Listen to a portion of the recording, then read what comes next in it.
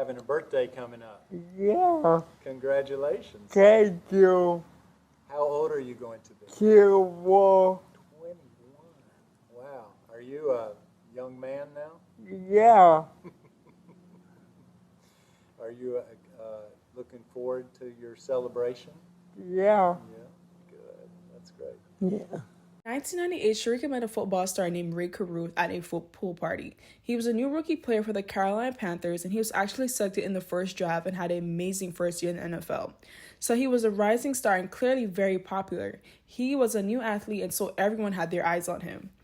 Now, when Cherica and Rae met, there was an instant connection between the two, and they both, were still dating other people and whatnot. So it was not a committed relationship. They were casually dating, and Rae was known to be a player anyways. So he wasn't ready to settle down anytime soon.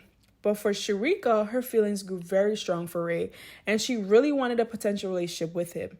Rae wasn't on the same page as Cherica, but Rae liked her just enough that he would actually went to go meet Cherica's father. So to me, I felt like Rae, he was still trying to play around, but he really liked Cherica. He just wasn't ready to settle down at that time. But at the end of summer, their relationship started to kind of fade out, and they weren't dating anymore. Now, Rae, during his second year with the Panthers, he wasn't doing too well, and when it came to football, around the late 90s, like during 98 or 99, he broke his foot. So his career wasn't moving in the right direction with football like his first year. But meanwhile, Cherica was still doing great things when it came to, her real estate and being a realtor. But also she made a decision that she wanted to become an exotic dancer at local clubs. I don't fully understand her reasons for making that change, but that's what she was doing at the time. And one night, Cherica decided to end a party, and at this party, this is when she actually saw Rae again, and they instantly reconnected. But sadly, this reconnection will end pretty tragically. So they hung out that whole night, went out to grab some food, and left the club, and they actually went back to Rae apartments that night. They hooked up and spent the night together, and then that didn't stop there.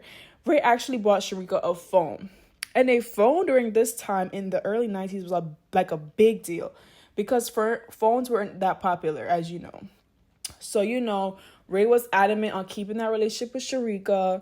So throughout that year, they began to continuously date and really keep the connection going. And in April 1999, Cherica found out that she was pregnant. And of course, she was so ecstatic. She wanted to be a mom. She also wanted to have a family. Like she always shared that with her mother and her. And not only was she excited to find out that she was going to be a mom, but she couldn't wait to tell Rae the big news. Now, Rae already had a child prior to meeting Cherica, which he didn't have a real relationship with to begin with. And he was actually paying around $3,000 a month for child support.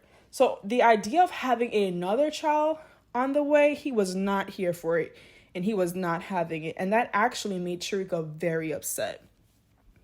Therefore, Cherica told him, look, I'm pregnant and I'm prepared to give birth. He viewed everything with a great skepticism. Rae didn't truly believe Cherica was pregnant, so he wanted to go to the doctor's appointment with her to confirm it. So when he got to the appointment, it was confirmed that she was pregnant and it was his. He instantly was like, I'm going to need you to get an abortion. So this is when things turned very dark. He constantly questioning her whether is it really my baby? You know those guys be doing is it really mine? Like he was really trying to get out of the fact that he was not going to raise this child. You can only imagine how Cherica felt. Like she was very disappointed and Rae because she felt like, wow, I really thought you were going to be happy. I really thought this is what you wanted, but it was totally different. So Cherica went through this pregnancy pretty much alone, and she gave an idea of ever her and Rae being a big family. She eventually learned that she was having a baby boy. She was so excited about it. She was going to raise it okay. She was going to be stressed out, overwhelmed. She was going to need somebody to talk to about it. And by that, I mean going to a therapist, The transition from college, going to post-grad and raising this baby with her without Rae. She had the support of her mother and her family, and she was constantly singing to her baby, playing classical music just to really prepare her to be a mother. And on the other hand, her relationship with Rae was turning very chaotic. Because even though she's experiencing joy and happiness, Rae, on the other hand, likes causing so much drama. So we're going to fast forward to like November 15, 1999, which is like my birth year, you know. Cherica was around 30 weeks pregnant and she was having a healthy pregnancy. So one night, she received a phone call from Rae to go on a date to the movies. And even though this was pretty much left field from Rae, like this is the last person she's expecting to even call her on a date, she felt like, you know what? This might be a good idea. Like, this might be good for us. We can put on our differences aside and really just have a good time and talk about our baby and develop a co-parenting relationship, even if we don't have a romantic one. So she decided to meet up with Rae. Now, the movie that they were going to see was The Bone Collector, and it was going to start around like 9:45 p.m. So Cherica was going to meet Rae at his house, and then they were going to go right from there to Rae's house to the movie. Now, when Cherica arrives at the house, she sees so many people there. Like, she's like overwhelmed. She's like, why is there a party going on? And why in the world am I here waiting for you? So she's kind of irritated, you know, already waiting for him. It's like 9:15 p.m. Cherica decided she's going to call her mama and vent to her a little bit because she knows she's irritated. She pregnant, standing up for this man. You know how us girls are. She's like, look, I don't even want to be around these people. And you can only imagine, like, she's 30 weeks pregnant. So she's really not in the mood, as I said before. So Sandra's like, well, look, Cherica, if you don't want to be there, then just go home. Like, if it's making you uncomfortable, go home and just relax. Don't worry about it. So Rae comes and he sees Cherica and he notices that she's a little irritated and she's just ready to go home. So he's like, baby, chill. Like, we're about to go to the movies right now. I don't want you to leave. We're gonna have a good time. Cherica's like, all right, mom. Like, we're about to go to the movies. You know, she's on the phone with her mom. I'll talk to you later, and I love you. But Sandra doesn't know that this will be the last conversation she'll ever have with her daughter again. So Cherica and Rae head to the movies, and when they arrive, they meet up with another football player and his girlfriend. Like, you know, they were Rae friends, of course. So they kind of had like a little double date situation. So they're at the movies, they're enjoying themselves, they have popcorn, their Pepsi, their M&Ms, you know, the munchies. So before heading to Cherica's house, they need to go back to Rae's house to get Cherica's car because, you know, the girls are independent. So they both got into their separate cars. They were on their way to Cherica's house, and her cousin was actually staying with her during this time. So she lets her cousin know, like, look, you know, Rae's coming over. Can you just make sure the house is clean and a little tidied up before he comes? And we all know when y'all have y'all little boo thing over, y'all want to make sure that the house is clean and prepped. So Cherica's on that type of time. So now it's Rae driving her in front of Cherica, and she's like right behind him. They're actually on this road to Cherica's house, and it's pretty dark. It's like a narrow road. So the whole time of the driving, you know, Cherica's just being followed. Suddenly Rae stopped the car, and then Cherica stopped to, like, you know, what's going on? And then there was like this Gold Maximum pulled up alongside Cherica's driver's side. And then someone in the backseat of the Gold Maximum rolled down the windows and shot at Cherica's car. Cherica was shot 4 times. Now, Rae, during this time, has fled the scene, and the Gold Maximum fled the scene as well. So now Cherica is bleeding in the car, but she's still alive, you know, with all the strength she's holding on for dear life. She's wounded. She's trying to drive the car to a residential area. So she's driving, and then she actually parked her car in front of a neighbor's lawn, and she opens her door, and she's like screaming for help. She's like, somebody, can you please help me? I'm bleeding. Like, she's really in bad shape, and she's like pregnant, you know?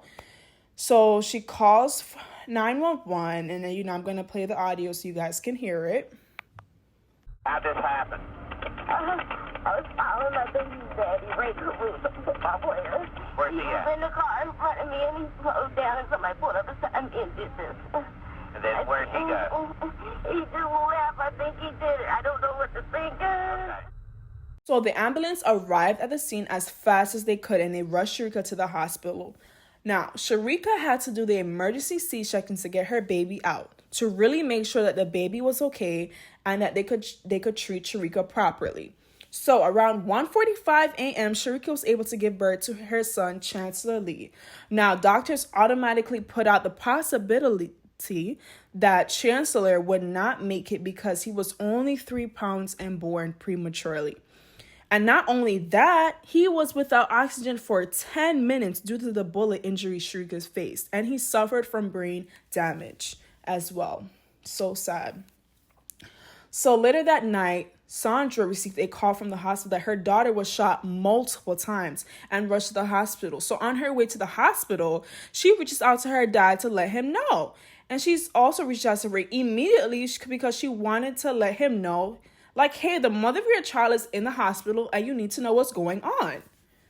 Meanwhile, she must have called Rae like 1,000 times before he picked up his phone. So later on the early morning, it had to be around like 2:30 or 3 a.m. in the morning, and Rae arrived at the hospital, and he had a group of people with him, almost like an entourage, and he also came in with a woman that he was dating at the time.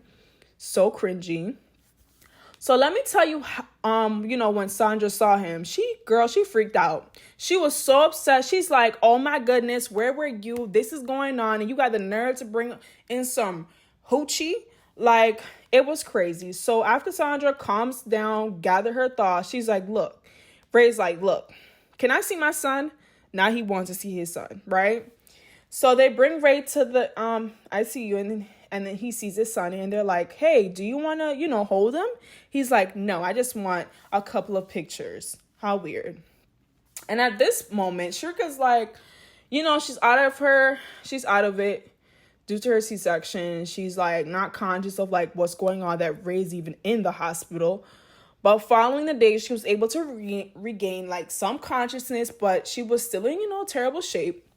Her stomach, her liver, and large intestines were wounded by bullets. 6 liters of blood were lost, and her spleen was damaged.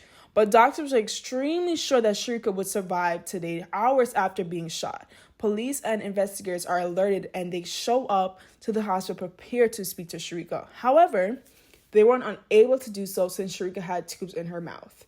But she was able to write down all the answers to the questions they had for her. And one of the notes she quoted, he was driving in front of me and stopped in the middle of the road. And a car stopped by me and he blocked the front of me and never came back. So Sandra asked Cherica, do you think Rae was involved? And, Cherica wrote down a question mark. She was very unsure, So investigators went to speak with Rae immediately because he was with her the night of the shooting. And when they were talking to him and trying to really get some answers from him, he wasn't very truthful and he was acting very weird, like he was suspicious. So they asked Rae, say, hey man, look, can we check your vehicle? But they didn't find anything on him. And when they really asked him to come down to the station to really get some real answers from him and question him, Rae lawyered up real quick, and he was represented by a strong, well-known counsel who frequently worked with politicians and celebrities. So it wasn't going to be easy to get Rae alone to investigate him. So investigators are like, let's impound his car. Maybe we'll get him cornered up to get some answers from him. So they went out, cornered him, said, hey, Rae, do you know anything? We need to get some information from you. Can you please come down to the station and answer some of our questions? So they get Rae to the station, and detectives immediately go through his phone records, and they are asking Rae to identify some of the numbers. So when they're asking Rae to identify some of the numbers, he is clearly skipping over this one particular number. And investigators notice that. So when they look at the records and they keep investigating, they notice the night of the murder, Rae he did murder, but that's not the point. Rae made several calls to a man named Michael Kennedy. So police contact Michael to speak with him because they want to know why Rae called you so much the night Cherica was shot. And it didn't take a lot to get Michael talking. As soon as he got to the station, he gave police some background, saying that he met Rae at a car wash a few years ago and they became really good friends. Now, Michael Kennedy was known to be a local drug dealer, and Rae wanted to hang out with him. To me, I feel like Rae just wanted to be a bad boy. So, they became friends. Michael said that the night Cherica got shot, Rae called him to find out if he had any access to a hoopty. You know, a hoopty car. So Michael was like, well, I have a Nissan Maxima, but I don't know about no hoopty. So Rae was like, well, that car is fine. So Michael goes to Rae's house. And Michael said he needs help trying to kill Cherica. And he needs Michael to drive in. Which will be the hitman to shoot Cherica from the back seat. The hitman will be identified as Van Britt Watkins. Now, Van was able to meet up with Michael and Rae later on the night to talk about the hit on Cherica. So originally, Van would be the trigger man, but he didn't have a gun. So Michael was like, you know what, Van? I got you. I know where to get a gun. And of course, Michael was kind of where to get a gun from. He a drug dealer. And that's when we fast forward to Rae calling up Cherica, asking her to a date to the movie. So investigators are like, look, we have all the information we need. We have all the evidence we need to get in contact with Van because he pulled that trigger. So they were able to pull up on Van and arrest him. Now, when they had the Van for questioning, he denied over and over, saying he had nothing to do with it. He was questioning for literally several hours. He finally gave in and told them. So investigators are like, okay, look. Do you even know Rae even put a hit on a pregnant woman? And he told them that they met while he was doing a security job, and Van actually shared with the investigators that they want to join, the Six. Rae actually asked Van to beat up Cherica to get rid of the baby, and Van stated, I don't beat people up, I kill them. So clearly Van was a very dark person, and he had some real mental issues. So during the summer, Rae gave Van 3,000 bands to kill Cherica. Now, when he shot Cherica on November 15, he didn't make prior attempts multiple times to kill Cherica. During the summer, after his conversation with Rae, he stalked Cherica for like months. He knew her routine. He knew the time she would be out and she would be in. But he stated that he never had the right time to pull it off because he hesitated a lot with the thought of killing a pregnant woman. But Rae will call me nonstop asking me, man, hey, did you do the hit? Did you do the hit? So investigators had the evidence. They had the confessions from the two men that Rae worked with. And they put a hit out on Cherica and her newborn baby. Now they were able to arrest Rae, but he was also able to bail himself out of a $3 million bail. But investigators also added that Cherica or Chandelier died, he would have to turn himself right in with no questions. After a few days of investigation, they wanted to follow up with some questions and check in on Cherica to see how she was doing because they now had all the information they need. Cherica, however, was unconscious and in a coma for 27 days. And when they last spoke with her in the hospital.